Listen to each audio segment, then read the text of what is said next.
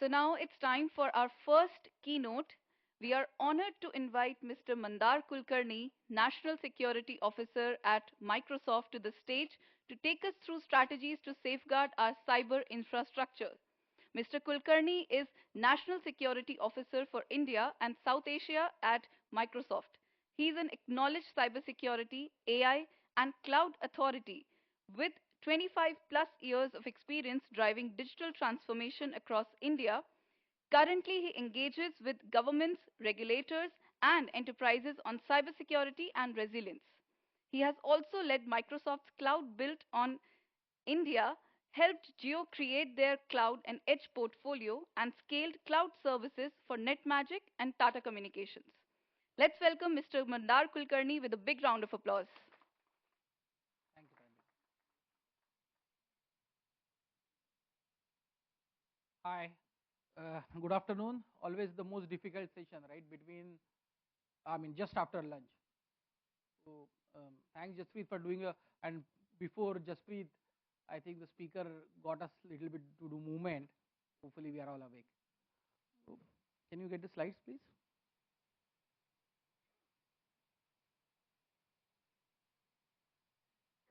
So, I'm going to talk about two things. I'll kind of give you a quick overview of the threat landscape that we are living with, so that it sets the context for what we need to do, and I'll also try to summarize what we need to do. Right? Wait for the slides to come up. As Pranjali introduced, right, I'm from Microsoft, and Microsoft operates one of the largest threat intelligence network in the world, right? And that's thanks to 3 or 4 things that we do. We work with a lot of customers like you.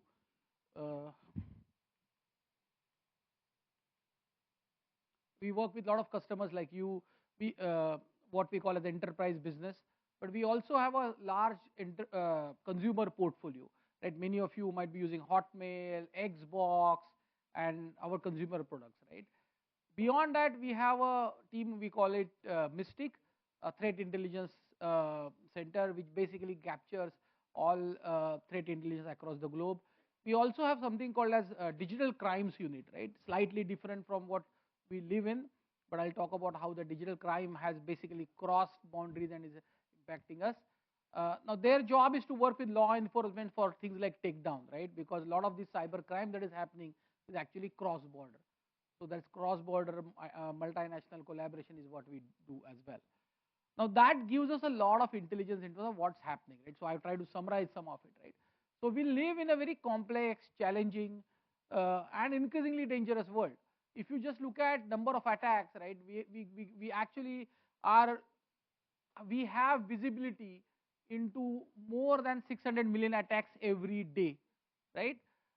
And this requires focus from not only top but every employee. Cyber security is a team game, right? So we can't have it at the strategic level, we can't have it at the junior most level, it needs to be at every level. Now that's where things start falling a little bit apart. The other thing that we are seeing is and I'm going to talk about that as we go forward, our adversaries, the threat actors have started using AI big time. In fact, they started a couple of years back. Most of us are waking to how AI can help. Can AI help? Should we use AI in cybersecurity now? Threat actors have graduated to full-blown AI utilization about a couple of years back. So if we want to realistically mitigate those attacks, protect our infrastructure from those attacks, the only way we can do that is using AI into our cyber defense. I'll talk about that. Right, and as our CEO Satya said, we live in consequential time. AI is one of the biggest opportunities that all of us are trying to get, at least in IT or even beyond that, we are looking at AI as an opportunity. But at the same time, cyber security is the consequential threat for our generation, the digital generation that we all live in, right? So let me set a quick context, right? Who are the guys that we are tackling with? Who are the guys that we are dealing with? At a very broad level, you can classify them into those 6 areas, right? The most potent one is, of course, the nation states, right? These are highly motivated, skilled, funded, infinite resources, right? And I'll talk, as I go forward, I'll connect the dots. The second ones are typically the script kiddies. Script kiddies are amateurs, they have some point to prove, they have good capabilities, they just go. They don't really create tools, right? They will use tools, they will use scripts, whatever is available, they will use it, right? The third ones are the security researchers, right? We are in IIT Delhi, so I'm sure there are a bunch of researchers here who also are doing this. They are either bug bounty hunters, they are motivated by finding faults, finding vulnerability. Generally good guys. The problem is they are the most vocal, and sometimes they create problem for us, because when they identify a vulnerability, we need to quickly plug it before it gets exploited by the first two. The third guys, right, are fraudsters. That's what is essentially financial motivated category, right? Now they are the ones who a lot of times are targeting citizens, people like you in your individual life, but a lot of times they go to financial institutions. They are the ones who create or use a lot of honeypots, malicious sites, ransomwares, and so on and so forth, right? They either create or they use what the other guys are creating, right? Compromise employees, I think Jaspreet before me talked about insider threat and all that, right? So these are rogue employees, or these could be employees with compromised devices. Not necessarily they themselves are rogue, but their device is compromised, right? The other area is ex-employees, right? Not necessarily ex-employees who are disgruntled and want to do a damage, but an ex-employee goes and he or she leaves with some data, right? And this is very common, right? I'm in a company for 10 years, I created a lot of assets, I want to take some of those assets. Many times we don't, I will not pick up, let's say, a water cooler from a company and walk out when I leave a company, right? I know it's not high value, but it's unethical. But sometimes when I carry a document I created, a presentation I created from one company to other, many times people don't even realize it's unethical, it's in fact unlawful. So those are the ones. And then activists, they want to make a point, right? They are not there for financial gains, they are not there to disrupt, but they want to make a point. Now the reason for this slide, the problem is most resourceful are the first guys, right? And earlier what used to happen is they will target nation state, they will target they will target critical assets of a nation, right? Either banks or critical infrastructure, power corporations, and so on and so forth, or of course defense. And the other guys were within our control, right? You and I could create policies, create infrastructure, and we could protect against them. Over last 2-3 years, the problem that we are seeing is that the assets, the botnets, the infrastructure that is created by nation state is available as a service to other guys. So if you are a script kiddie, at a fraction of a cost, I can actually take a botnet created by a nation state actor, right, and attack us very sophisticatedly to an institution. So suddenly we are looking at two vectors. We are looking at multiplication of the attacks, and we are looking at sophistication of the attack. And now that is stressing all our systems, right? So the nation state actors are not only bad actors, but they are basically getting everybody up the chain, right? And we are seeing that across in data as well, right? If you look at, this is last year's data. Every year Microsoft publishes something called as Microsoft Digital Defense Report, MDDR, right?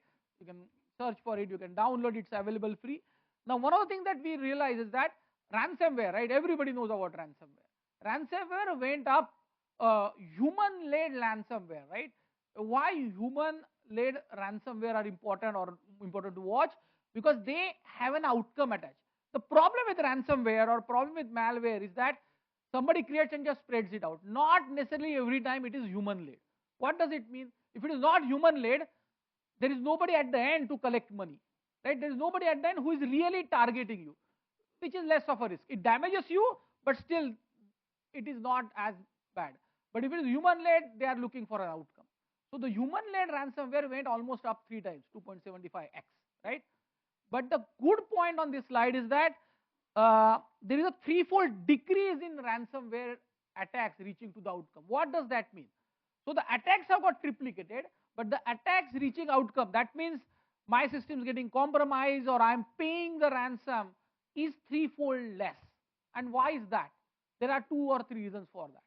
Number one is our defense tools have got more sophisticated.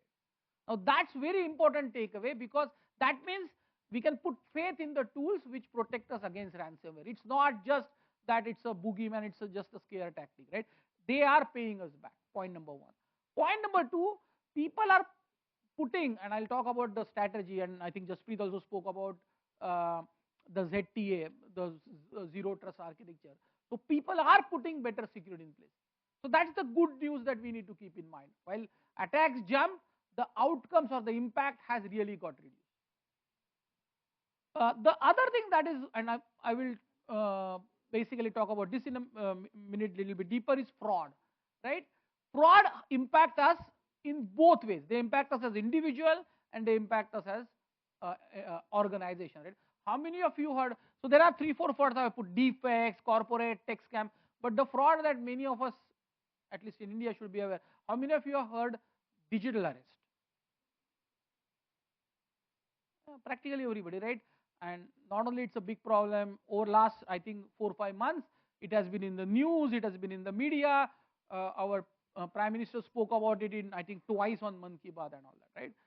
So there is a bunch of work that we are doing with some of the law enforcement agencies to arrest the digital arrest, contain the digital arrest, right? At the root, and that's the point that I made. When you want to stop a fraud, it's not only that top guys need to do everything. It's a team game. Everybody has to pull the weight. Digital arrest can simply be stopped by you not taking malicious calls, by you saying, using common sense and saying, okay, I will not fall to this. But unfortunately, that doesn't happen. So we are building heavy technical assets to contain the digital arrest, right? But the frauds are essentially that. Frauds, the most important thing here that we can do, all of us can do, is build awareness, right? We have to ensure that every employee in our company, every person that we interact with is aware. The biggest protection against fraud is awareness and skilling. But there is another part of this is identity, right? As the boundaries have started reducing, right? Earlier, we used to be comfortable in whatever is within those 4 walls is secure, whatever is behind this firewall is secure, everything outside the firewall, outside the boundary is insecure, right? That's no longer true. And why is that? Because our networks, our infrastructure have become very, basically, it has opened up widely. We have employees working remotely, we have vendors or we have suppliers who connect to our systems, right? Or we put our data on cloud. Because of that, what has happened is there are no boundaries anymore. So in this boundaryless world, how do you protect? So the boundary, rather than has glowing or growing, it has shrunk. The boundary now is identity. You don't protect assets, you protect what accesses those assets, and the most important thing there is identity. And look at the statistics, right? 99% of identity attacks are password attacks. What does it mean? There are various ways, right? I will guess password, I'll do brute force, I'll do that, right? But what if I apply simple things? If I apply multi-factor authentication, 99% of those attacks can be prevented. This is staggering statistics, right? Simple thing. And multi-factor is available almost everywhere. But sometimes we don't use it. Sometimes we'll use only for, I mean, I work with a very, very large corporation in India, right? All the resources, money was not the question. They implemented multi-factor for everybody, except their board, except their CEO and CFO, right? They did not want those guys to be inconvenienced in putting passwords twice or doing an OTP validation and all that. So basically what you did, right? You put your refrigerator and television and everything in a locked room and you put your gold on the road, right? That's what you did. And it actually happened. They got compromised. Their CEO got compromised, right? Now that's the thing that we can't do. In security, there is no zero. Security is a binary game, right? You can't be just enough secure. You can't be good secure. You are either secured or you are not secure, right? So you apply multi-factor, apply it to everybody. And I'm just making it a little simple. The tools, for example, what we have is Entra ID, right? There are multiple sophisticated ways it protects your identity. I'll give you a simple example. Right now I am in Delhi. What if in 15 or 20 minutes time, and I logged into my system, I'm doing this presentation. Let's say in 15 minutes time, somebody logs in, or Mandar Kulkarni logs in from Mumbai. Now that should automatically be blocked, correct? Because physically I can't be in 15 minutes in Mumbai and use that. It's a very simple policy. Now, you can physically configure that policy, but there is a limit how many policies you will configure. So that's where AI comes into picture, where these policies should be dynamically generated so that if there are attacks, that can get blocked. But this is the first important thing that we need to do. The second thing is DDoS, right? The problem that we saw with DDoS is DDoS has been there a long time, and fortunately, unfortunately, because of other things, DDoS is not so much in the news. But DDoS are becoming stealthier. So what's happening is, earlier DDoS was largely volumetric. You have a firewall, you put so much traffic on the firewall that it will break. Or you have a website, send so much traffic to the firewall, so much traffic to the website, it can't really take any more real use cases, right? From there, they have graduated to more sophisticated ways. So these are application level attacks. These are attacks which are more stealthier. So we need more intelligence here, right? The other thing that, and I'll move to the second part, basically, the reason this is becoming a very complex game for us is because our environments themselves have become complicated. First, complexity. All of us are on digital platform, newer platform, we are using newer tech. From the simple client server, we are on whatever, right? We are in microservice architecture, we are all getting serverless. So our tech has become very complicated for our own sake, number one. Number two, extensibility. We extend our applications to our customers, to our vendors, to our suppliers. I mean, there are a ton of people who have access. And finally, global, right? Everybody is connected. You don't have disconnected systems anymore. That has completed our life. Add to that, there are 1 on 3 cybersecurity jobs which are open. There is a dearth of good cybersecurity people who can protect you. This has really made our job much, much tougher. And I'm kind of going back to what Jaspreet said, we need to move to the world which is called zero trust architecture. That has been a buzzword for a long time, right? Like he said, the digital transformation, right? I mean, everybody used digital transformation until last maybe 1 or 2 years back, right? Zero trust was a buzzword in security. Everybody had talked about zero trust without actually implementing it. But what we started seeing over last 1.5 years, right, or rather 2 years, is zero trust is seriously being implemented. And what is zero trust? How many of you are familiar with zero trust architecture? Good crowd. But essentially, there are 6 things, right? So there are 2 assets that you protect, identities and endpoints. That's it. And you control access to 4 type of resources: data, apps, infrastructure, and network. So it's interrelation between these 2 to 4. And that's where the policy comes in between, right? What essentially you do is you move to just-in-time access, just-enough access, assume breach approach. This is a very, very important approach for us to move on. There are enough and more tools, architectures available. Even we have put a lot of assets. You can search for what is called as zero trust assessment. It's a free tool. You can just do your assessment and figure out, right? But this is one thing that we need to really, really consider. If you don't have it today, start planning so that you reach there somewhere. It's not a one-step approach. The second biggest thing that we learned is that most of us grew up in what we call as best of the breed, right? When we were buying the firewall, we'll buy the best of the firewall. When we are buying antivirus, we'll buy the best of the antivirus. Problem is they don't fit together. They don't work together, right?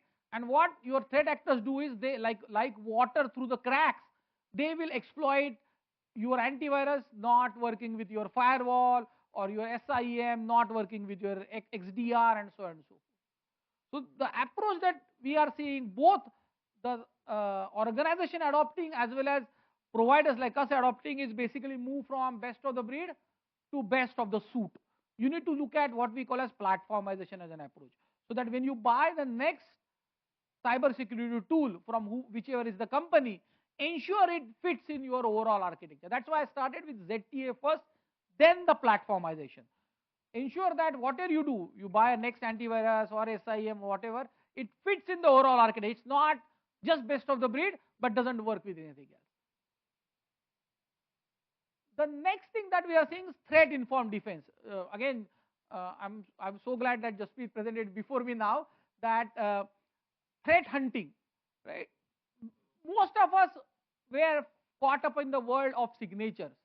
Most of us actually looked at rating of the bugs or information that we could generate. But whatever happening to you today would have happened to somebody somewhere across the globe earlier. So threat hunting, threat informed defense is the one of the critical thing for us to adopt. And it's available in most of the cybersecurity tools today. But ensure you adopt it so that you are not only going in a straight path, you are actually following the attack path that the threat actors are doing it, right? They don't go 1, 2, 3, right? They will find the weakest link. They are no longer trying to break your firewall, right? You will be surprised. We typically think threat actors or hackers to be very, very sophisticated. They are, but in most of the time they come through a front door that we keep open, right? Not through breaking into house as such. So we need to ensure that we use threat intelligence, threat informed defense is something that we need to do. The last point that I wanted to make was AI in defense. As I said, our adversaries have moved to AI. We are still contemplating. Why do we need AI? We need AI for 3 or 4 big areas. The first one is what we grew up in cybersecurity was essentially a rule-based approach, right? The rule that I talked about. If if I am in one location versus I am in the second location, look at calculating the distance and prevent the login and all that. Now that's a rule. It's a very simple rule I can write. But imagine I use 4 systems in Microsoft, right? I use whatever email, some database, something. I use 4 systems. What if one fine night I access a 5th system? Automatically a rule should get generated and block access to that system, because I am not normally using that system, right? It should block access and maybe create an additional layer of authentication. It should ask me maybe additional layer of authentication. It should maybe do a multi-factor for that system. It may send a mail or whatever to my manager asking him or her to confirm that Mandar should be able to allow to access. Now that's a rule you cannot write. How many rules write? There are 10,000 employees and whatever 100 systems. How many rules will write? So those rules need to be automatically generated on the fly, and that's where AI helps. Where AI also helps is analyzing through all the myriad set of data that you have.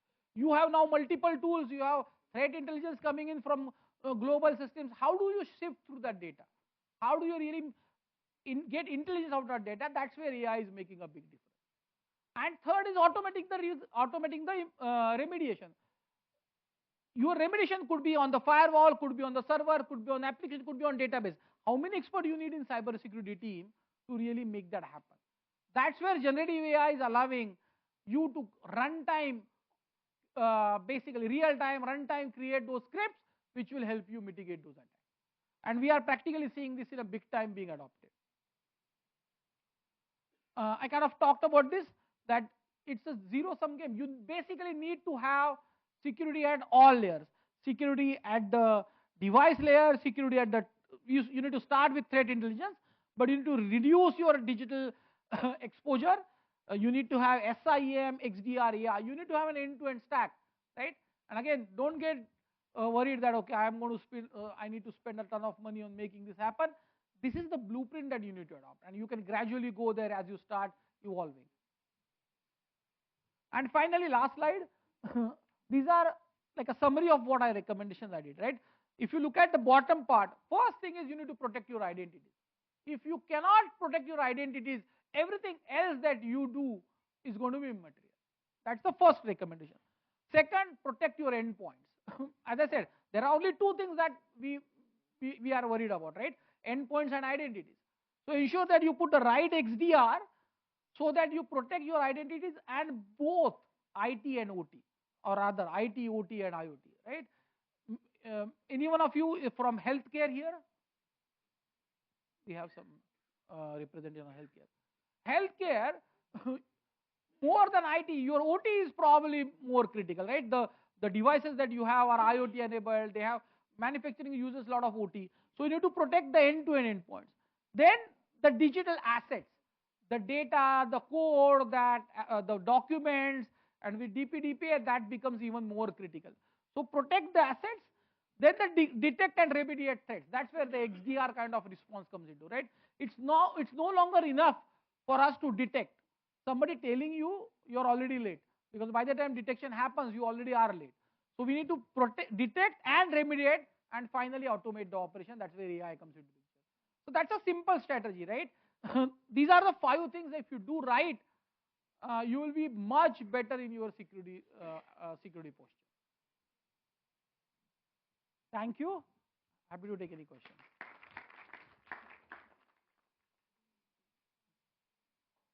If there are any questions?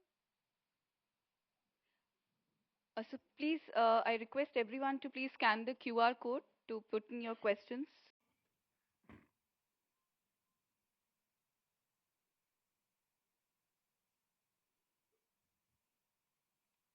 It's slightly tricky. The first one, see, ZTN is not a solution, right? Nobody can sell you ZTN.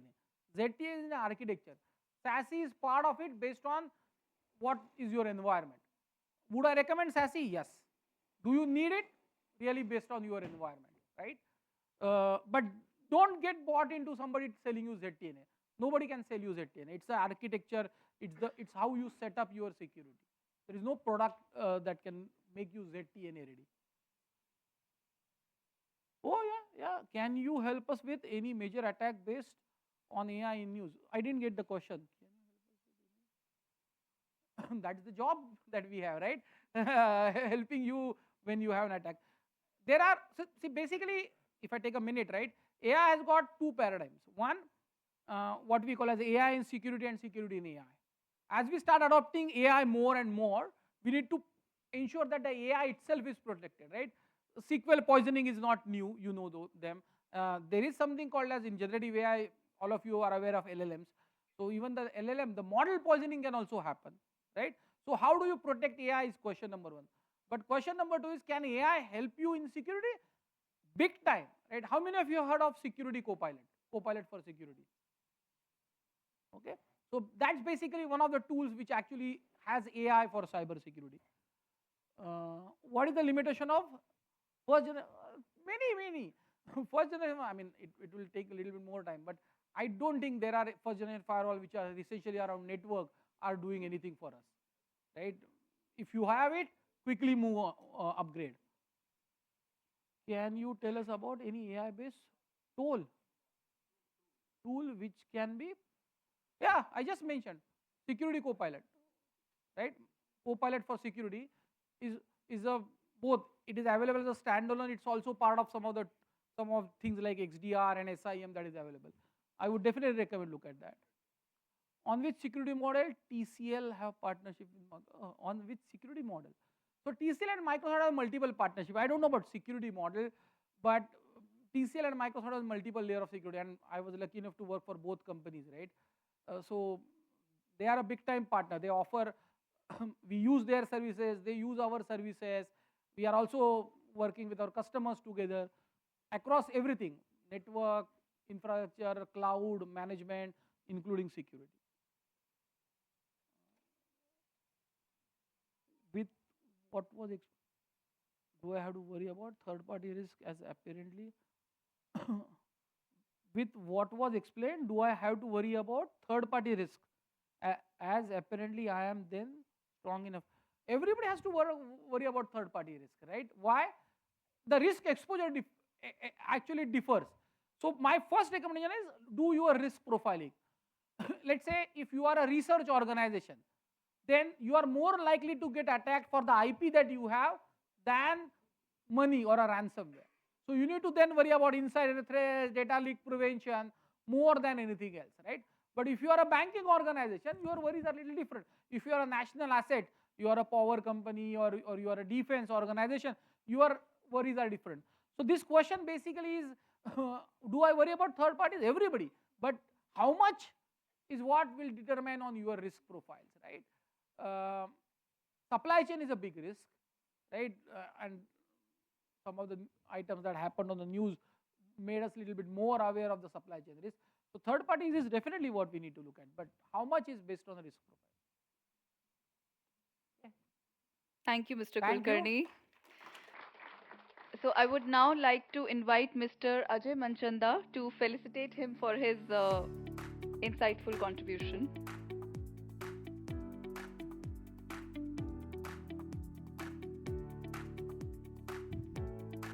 A big round of applause.